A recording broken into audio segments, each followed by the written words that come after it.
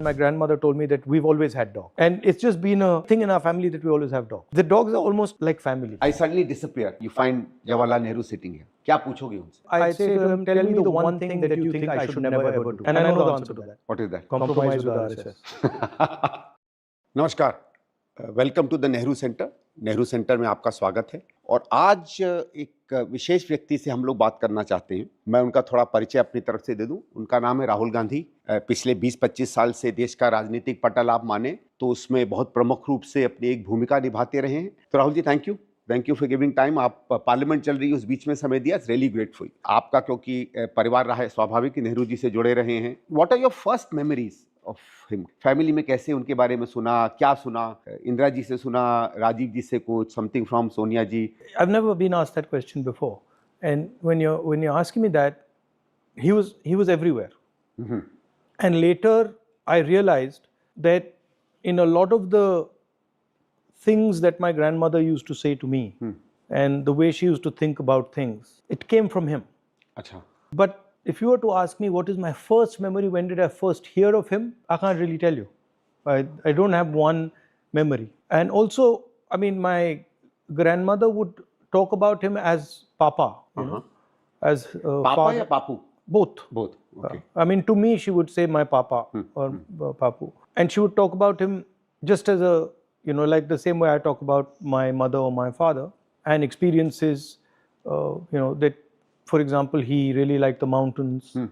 Then I remember we were in Kashmir once, and she said, oh, you know, he almost died. He fell into a glacier. ये कब की बात है? I think he had gone trekking and then he had fallen into some glacier, and then When he was prime minister? no, much before. Much before. Yeah. So that story I remember, but I can't place which was the first time I heard of him. Also, the other thing that's underestimated, that the sense I got is that Jawaharlal Nehru was fundamentally shaped by his father. So his father also had a very important role in who he was and what he became. Underestimated role. Motilal Ji. Yeah, Motilal Ji. And his father was a very particular type of person. When you know, when Gandhi ji was thrown out of the train in England, so my great grandfather and his cousins decided that they would go to the railway station, Allahabad railway station, and throw some Britishers out of first class. अच्छा. Yeah. You know, so they went there and they pulled some Britishers out and threw them out of first class. It's not known. But that was his spirit was very interesting. He was a very unconventional person, you know, and he shaped, it's very clear to me that he shaped my great grandfather. This idea that is very deep in my family, that politics is actually about truth. And that the idea of having an image of you, a public image of you, is a fundamentally flawed idea. No matter how beneficial it might be, it's a fundamentally flawed idea. That is the central idea that Gandhiji, of course, completely lived by and took. And parallelly, Jawaharlal Nehru was also doing that. You know, I mean, I in his autobiography, I think, or one of his books, he writes that, you know, one of the things that's made me happiest in my life is that I've always had the courage to tell the truth. Yes, You know? yes. He says that. So it is this idea that, to me, is actually Nehru. Rahul ji, I think now that you've been telling me this, and I think it's एक बड़ा इलाका खुलता है। जैसे जैसे आप बड़े हुए, कैसे कैसे ये कहानियाँ which came from more of a personal side of Indira ji, Pandit ji and others, और स्वाभाविक है कि since they were all political people and came through a great tumultuous period, you know, politics must have been as much a part of their life as anything else. How did you come to start knowing, say, the political Nehru, the political Motilal? वो transition कभी family में हुआ या कभी बातचीत में हुआ? There was no political Nehru. Okay. There was no political Indira Gandhi. They viewed the world as completely connected. So they did not view themselves as being politicians. If you were to ask me how they viewed themselves, all of them. I never met my great grandfather. I never met Motilal ji, but I can see a strain coming from Motilal Nehru, Jawaharlal Nehru, Indira Gandhi, my father. And the strain is that your purpose in life is to search for the truth. And that's really how you view yourself. No matter what you do, that's the frame. My grandmother did not view herself as a politician. If you were to ask me, she viewed herself as somebody who was living their life and had multiple things that they were doing. And the idea that, I mean, there's no way you can take a Jawaharlal Nehru and encompass him by politics, right? Because my immediate response to you would be, okay, what about author? What about prisoner? What about resistor? What about, friend? So even I don't view myself as a politician. I mean, other people say you're a politician, but no, I'm a seeker of the truth. I seek in everything I do, right? And I think that's a much better frame to understand them. The other strain that is there, and again, it was there in my father, it was there in my grandmother, and it was there in my great-grandfather, which is that they're not interested in what you think of them. They're not interested in what you will think of them. They're interested in action. They're interested in, I'm doing this now. And this is correct for me to do now. I'm not incentivized by what you will think of me 20 years from today or 30 years from today. So that other strain, right, that you're searching for your truth, which is why Mahatma Gandhi became such a big part of my great-grandfather's life, because it was a collective journey with Mahatma Gandhi as sort of, in the Indian tradition, as the guru, as the guide. But these two strains I see very clearly, that they don't really care what people will think of them. They will not be, they're not acting because people think they should act like that, never. They're acting because this is what we think is true. Now, they might come to what is true by listening to people. ठीक बात है.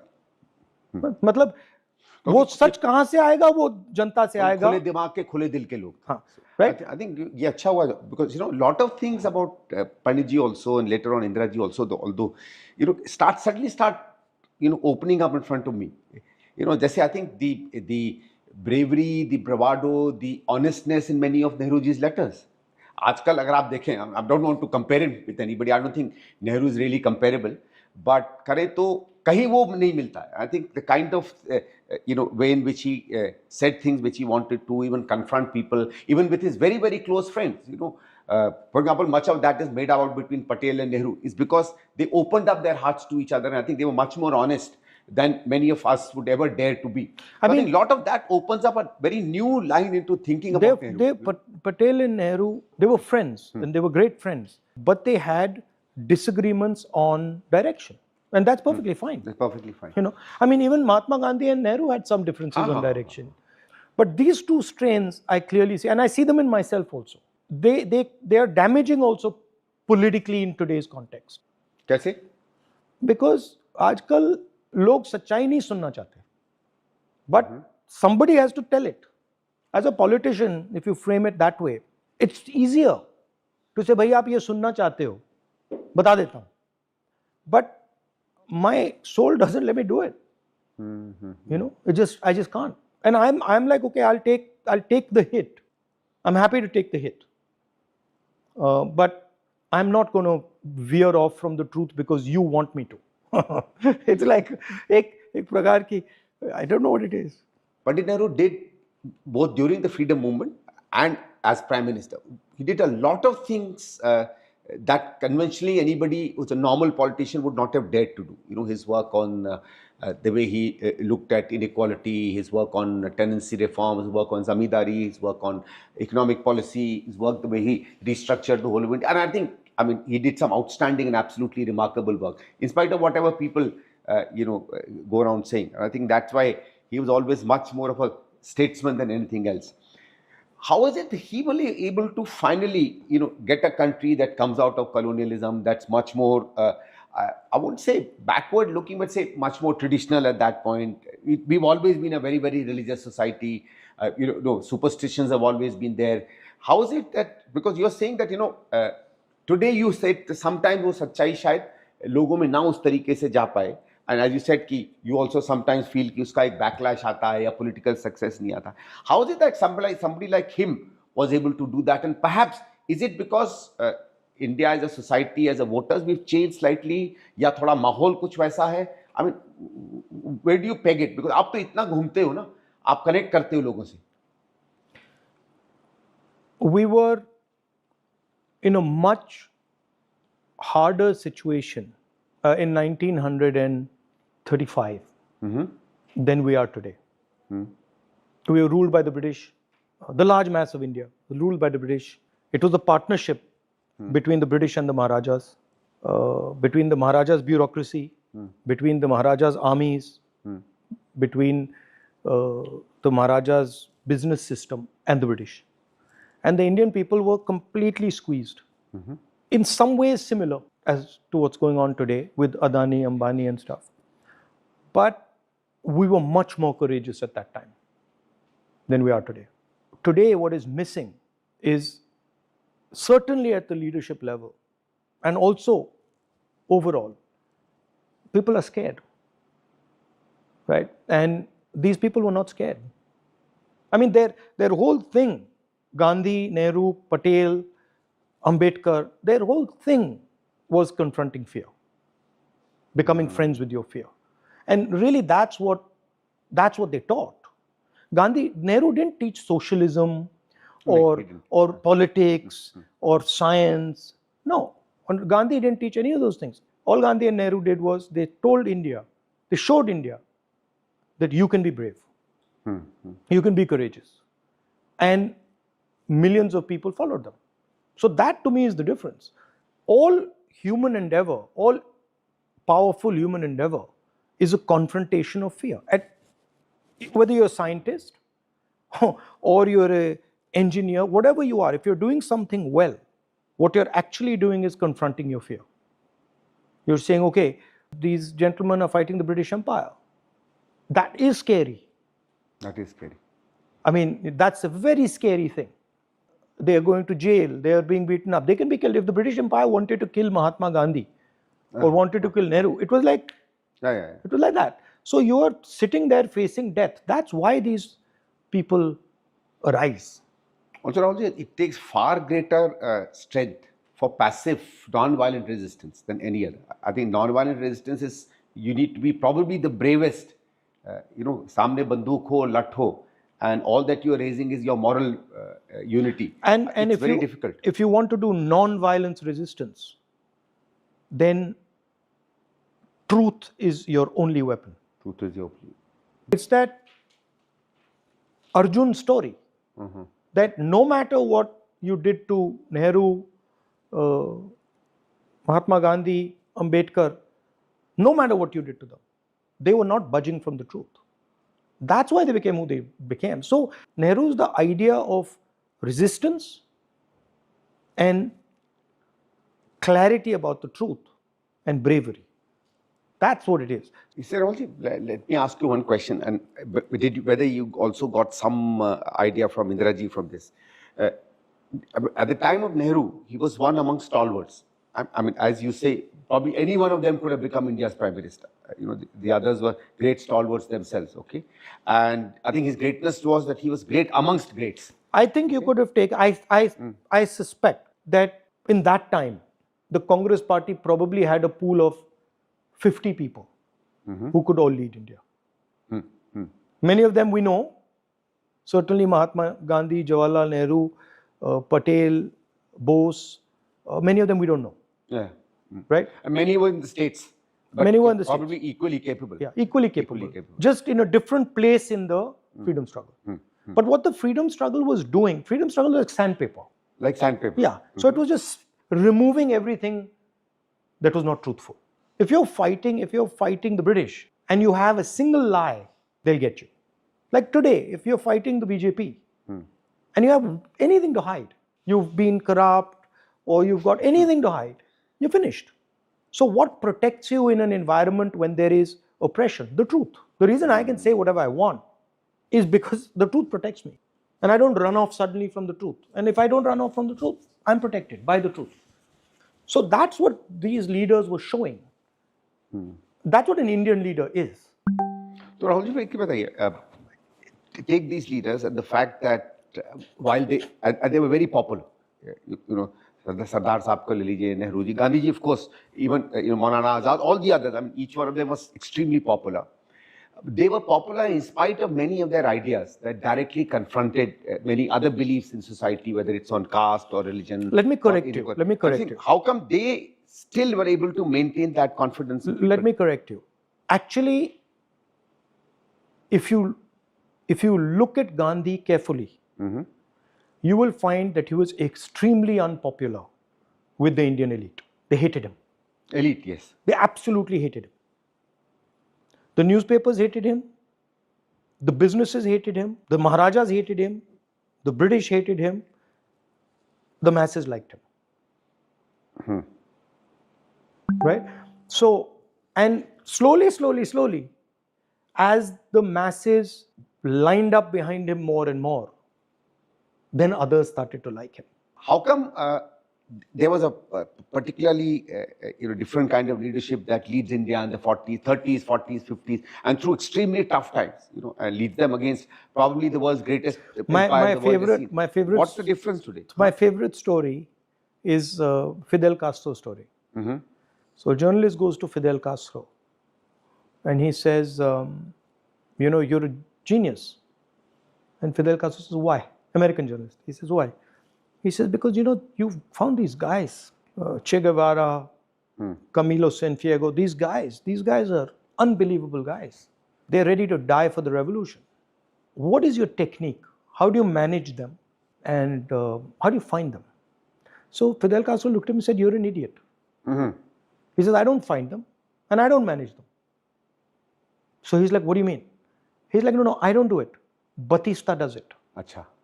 So all I do is, I stand in one place and these people come.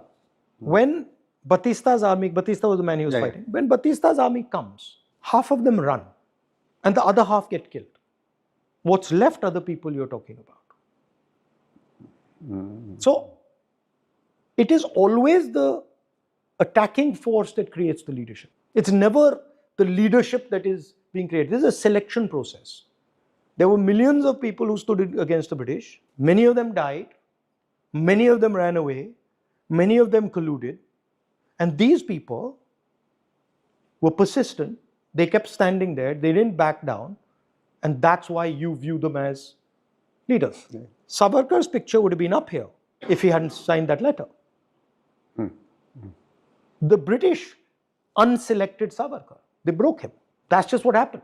They couldn't break him. They couldn't break him. They couldn't break Patel. They couldn't break Bose. They couldn't break Ambedkar. Simple. So leadership is always about standing against the pressure. Are these also part of the legacy of Nehru that inspires you or motivates you? Or is there anything else? I go with the same frame that what my grandmother told me. Nehru is the people of India. Nehru exists because of the people of India. Nehru is an expression of the people of India. If the people of India were not there, meaningless. If that connection with the people of India was not there, meaningless. Right? So to me, yes, Nehru ji is an inspiration, but he's as much an inspiration to me as anybody who's doing work, fighting for the truth, standing for the truth, and not backing down. Of course, he's my relative, so I have a different feeling towards him. I have a feeling of probably a much deeper connection with him. But in Nehru, I see an open mind, a questioning mind. I see a brave person, and I see somebody who doesn't veer off from the truth. That's it. मैं एक लेकिन पूछना चाह रहा था कि and that is something I sometimes am not able to figure out in Nehru's case. He does takes part of the freedom struggle. It's a thing that involves him so much. But sometimes when you read his writings, you especially Discovery of India, which I think is his greatest book, you see a breadth and a vision and a depth that is unparalleled. Where do you think that came from? And I'm not asking his great-grandchild right now. I'm asking you as a person, as an Indian citizen, as a world citizen. ये कहाँ से आया उसमें? So if you were to take a Nehru and you were to compare him to a Gandhi, they both have massive depth and breadth in different directions. So Nehru is looking into the future, Nehru is looking around him, Nehru is looking the world around him, and he's going in. The search for internal observation. Rahul ji, एक चीज पर आते हैं, मैं सोचा कि इस पे भी जरूर बात करें. One of the greatest legacies. Sorry, final thing. And this my father also had, and my grandmother also had, my sister has, I have, which is curiosity in everything and giving value to everything. Meaning, if I go and talk to Mr. Bill Gates, and then I go and talk to Chetram Mochi, the curiosity is the same. The interest is the same. The fact that this man is very rich, or this is a very powerful system, or this is a very big system, versus that is a very not so powerful system, not so wealthy, makes no difference to me. And that's, I think, comes from my great-grandfather. It's compassion, that I'm not interested in who you are. I'm interested in what you're feeling. I'm looking for what feeling is in you.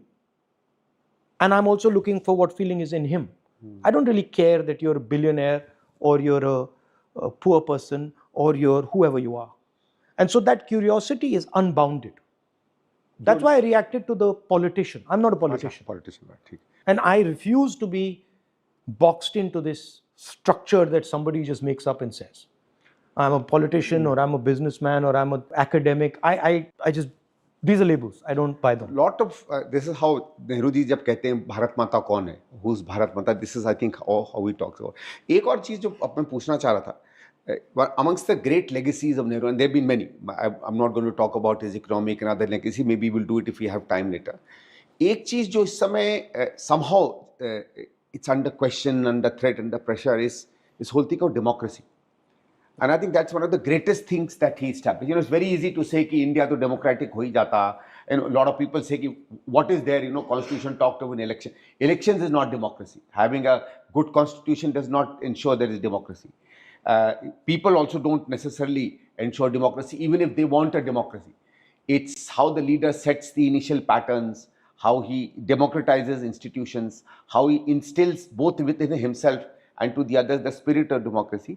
वो आपको क्या लगता है, क्या ऐसी 3, 4, 5 चीजें थी when he really became a hero and a warrior of democracy, और इस समय जो उस पे challenges आ रहे हैं, I want to talk you to tell me a little bit about that. Again, there are two religious philosophies in India. Shaiva philosophy is completely democratic. There's nothing undemocratic about the Shaiva philosophy, right? Guru Nanak is completely democratic. Kabir is completely democratic. They do not believe in a hierarchy. They do not believe in a caste structure. They're purely democratic. So there is a very profound and deep democratic strain in India. And Gandhiji represented that strain. My great-grandfather represented that strain. Ambedkar ji represented that strain. And that is what is under attack. What is under attack is not just the democratic institution of our country. What is under attack is a particular religious philosophy that underpins that democracy. The constitution is, the ideas in the constitution are 3,000 years old. So what is under attack is not just a book. What is under attack is a set of religious philosophies that are inconvenient to the RSS.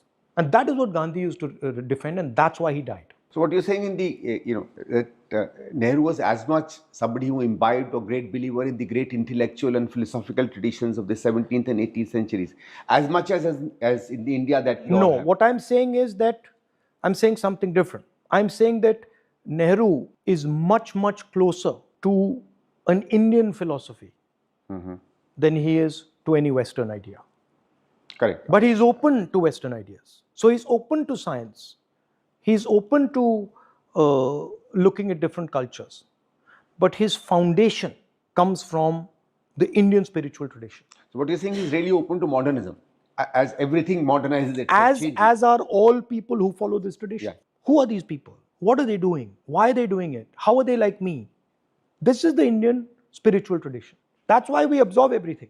So in many senses, actually, in 47 to establish it, put it part of that, get this continuity with our ancient tradition, that's, I think, a battle or a war that Nehru fought and fought very adequately and substantially. But इस समय जो इस पर threat आ रहा है, and many people also call it almost like an existential threat. इस समय क्या है that needs to happen, and you're calling yourself a lot of things, and I perfectly agree with that. But somewhere or the other, you're also a public person. So somewhere or the other, we also have this great duty upon our head to look at what he did in 47, 48 and continue to do that today. What a Nehru or a Gandhi did was tell India the reality of what they were facing. India was refusing to accept that for many years that they were enslaved by the British. Large majority of our elite was perfectly happy with the British, right? And what Gandhiji and Nehru said was, this is slavery. You will never be successful under the British. So in a sense, they awakened India and made India look at the truth. Now India has certain truths which India is not ready to face right now. It's going to have to face them. There's no way out. You're going to have to face them. You're going to have to develop the courage to face them. You have huge unemployment. Your entire economic system has failed. You have a complete lack of harmony in the country. These are truths. And these things are damaging. They're damaging for the future of India. So certain people have to stand for the truth and say, this is it. And they have to defend the truth. Sooner rather than later, everybody will have to face it. I mean, you're seeing today, for example, that the United States has imposed tariffs on us. It's going to have huge economic consequences. We're going to have to face it. Modiji's hug is not going to resolve it. Right? Modi going and hugging Trump, and I mean, he gave him a dressing down out there, and and basically Modi just bowed his head and came back. So that's not the type of thing a Jawaharlal Nehru would do. Certainly. Or an Indira Gandhi would do, or Mahatma Gandhi would do. So to me, the act of politics is about publicly standing for the truth. The other thing, Nehru, which amazed me, I went to the jail, one of the jails. I think it was Naini, but I'm not sure. I happened to be going to that jail, and the jailer told me, your great grandfather was here. So I said, aapko main dikhata hu. And he took me to the cell where my great grandfather was, small little place. He was in solitary confinement. And then he said, then we looked at it, and then he said, main aapko visitor's book dikhana chahta hu. He showed me the visitor's book. And now that visitor's book is written by Nehru when he's leaving jail, probably a 3-year term or something. And what do you think he's saying in that book? He's thanking the jailers. Acha. Yeah. And he said, thank you for giving me such a great time. Thank you for teaching me so much. Thank you for everything you've done for me. Now, so these people had no enemies. They didn't view the world as me and my enemy. They understood very well that there were forces that were resulting in what was going on.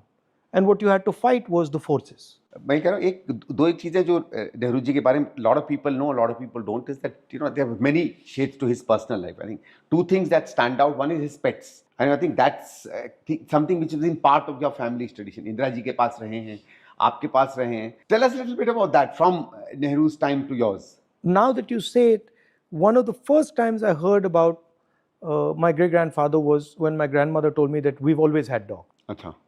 Right? And it's just been a thing in our family that we always have dogs. There's never been a time in my life where we haven't had dogs. And we are very fond of all animals. Going to the forest, seeing wildlife. My mother does bird watching in her garden. She knows all the birds, all the plants. So that curiosity has been there. The dogs are almost like family. Have you kept pets other than dogs? Pets other than dogs. We had a parrot, cat we had, rabbits we had once. Okay, and any traditions of food and all that come from Panditji's time, or from your family traditions in your? We at lunch we always have desi food, Kashmiri food. Achha. Often, yeah. Acha. So dum aloo, khatte aloo, kofta, some types of bhindi. There's a bunch of things that my mother does. Acha, and in Indiraji's time also? Same, always. Okay. Yeah. So, and how do you get cooks to make that? handed down. So our cook was taught by